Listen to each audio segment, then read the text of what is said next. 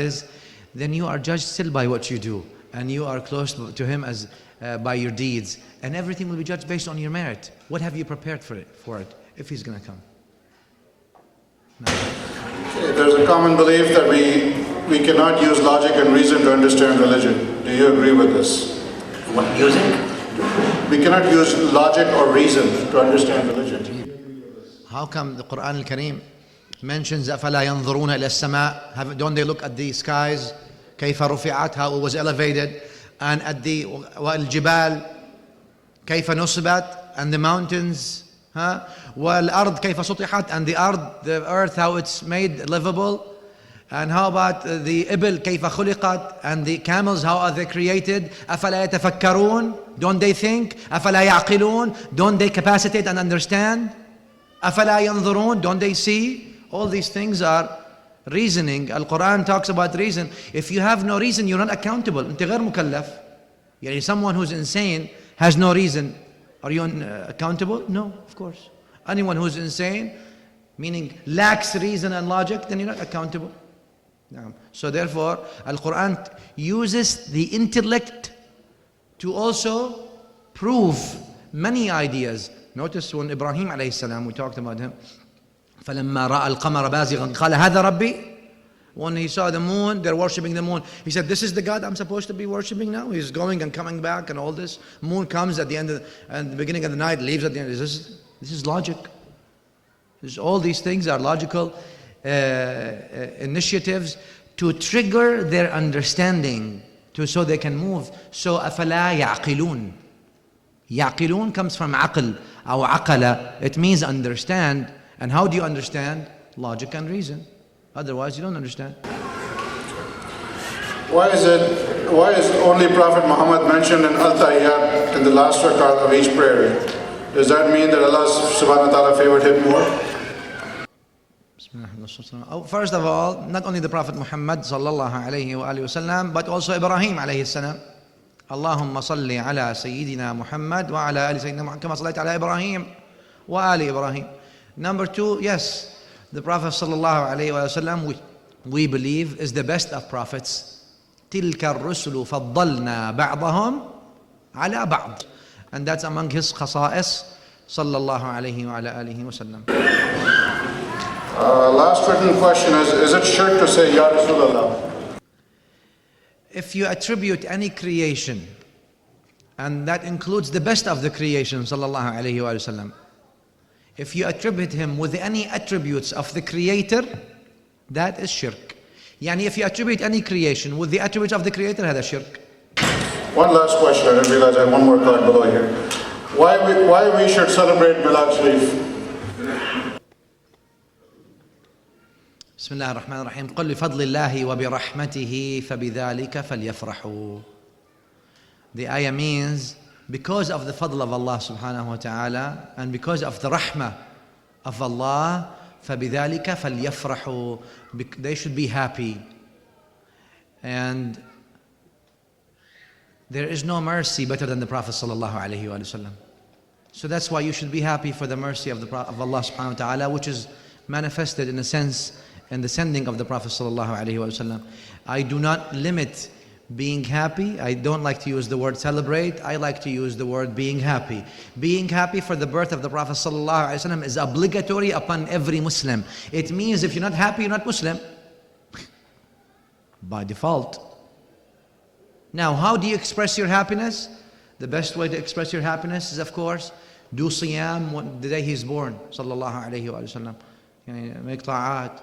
Do extra worship. Talk about him in at your home. How many people in home talk about the Prophet sallallahu alaihi wasallam? That's how you celebrate his birth. When you go home, instead of turning that TV on, turn the TV, the Rahmani TV, not the Shaitani TV. Turn the seerah of the Prophet sallallahu alaihi wasallam on with your family. Talk to them about the azama of the Prophet sallallahu alaihi wasallam. Talk to them about who is Muhammad sallallahu alayhi wa sallam. So all these things are things that you can do. And this is how you celebrate his birth sallallahu ta'ala alayhi wa sallam. The question was basically in general, correct me if I'm wrong, Brother Khalid, that should we believe in scientific reasoning or did we believe in work on blind faith? An example he quoted was, what is the correct rationale for the moon sighting? Should we look at it visually with the naked eye, or should we believe that theoretically, okay, by mathematical calculations, the moon was there, so we should celebrate Eid? That was the gist of his question. First of all, Islam is not a blind religion in any way, shape, or form. In other words, what I'm trying to say is this. Islam does not order people to blindly believe, because there has to be conviction in the belief. And conviction cannot be based on blind imitation. Period. Can you be convinced if you're just simply blindly imitating? No way. Therefore, Imam al-Laqani في الجوهرة, يعني among the ulama of Tawheed, says, إذ كل من قلد في التوحيد إيمانه لا يخلو من ترديد. Anyone who blind imitates in Tawheed, then his iman is like a parrot. Tardid, simply. There's no, and the ulama of Tawheed, they actually deferred whether, that iman should yujze or la yujze. This is okay, is this not okay, is the iman? And they said, if with the capacity to understand and be convinced, blind imitation is, at the least, is sinful. So, no. The brother mentioned that we have been hearing from scholars. Let's just say this, brother, so we can have a platform. The platform is what Allah subhanahu wa ta'ala said, and with His Prophet sallallahu alayhi wa alihi wa sallam said. Now, scholars are great people and we love them. And we love and adore every single Muslim scholar from the time of the Sahaba radiallahu anhum, from Abu Bakr as-Siddiq all the way to the last scholar on this face of the earth. They are beloved to us, and the haqq is more beloved to us than them. So, unlike other religions, again, I don't want to name names, but our infallible source is not what the scholars say, and that includes, I'm just a student scholar, so I don't want you to think I'm talking about myself, okay? Of what the scholars say, it's actually what the book and the authentic sunnah say. So when the book and the authentic sunnah mention that how the mountains were raised, don't you use your mind, don't you use this, أفلا تتذكرون, don't you remember, أفلا تعقلون, how many times أفلا تعقلون came in the Quran? أفلا تتفكرون, أفلا تتذكرون, أفلا تنظرون, all these, how many times? Million times, how many? Like not million, right? But so many times. Is that for you to disable your mind? Absolutely not. It's the opposite. It's for you to work your mind.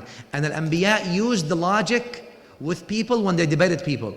Yani the Quran talks about Nuh. Ya Nuh qad jadaltana fa aktharta jidalana. Oh Nuh, you have debated with us so much that is, Bismillah ar-Rahman ar-Rahim, wajadilhum. Debate with them billati hiya ahsan. How do you debate with people who do not believe in Allah? You say Allah said, they don't believe in Allah. But how do you debate? You debate them with logic. Now, what I'm trying to tell you is this. Logic is not the one that dictates or subjugates the Quran and the Sunnah. Here's the point. Because the logic that we have now is incomplete, because we evolve. And what you know today is different than what you knew 10 years ago. Your logic is different now. Okay, so logic is used as a tool, but it's not the one that dictates the book and the authentic sunnah. The book and the authentic sunnah dictate, and logic supplements the intellectual proofs, not the textual. No. Okay, that brings us to the conclusion of our question and answer session. I would request the Shaykh to do a dua maghfirah, and for Shaykh Masoom and for everybody present over here. And we will move on to our next step, the next stage in the program. بسم الله الرحمن الرحيم الحمد لله رب العالمين وصلى الله وسلم وبارك على سيدنا محمد سيد الأولين والآخرين وعلى آله الطيبين الطاهرين. اللهم اغفر لنا ذنوبنا وإسرافنا في أمرنا وثبت أقدامنا وانصرنا على القوم الكافرين. اللهم اجعل جمعنا هذا جمعا مرحوما، تفرقنا بعده تفرقا معصوما، لا تجعل فينا ولا منا ولا بيننا ولا معنا شقيا ولا محروما.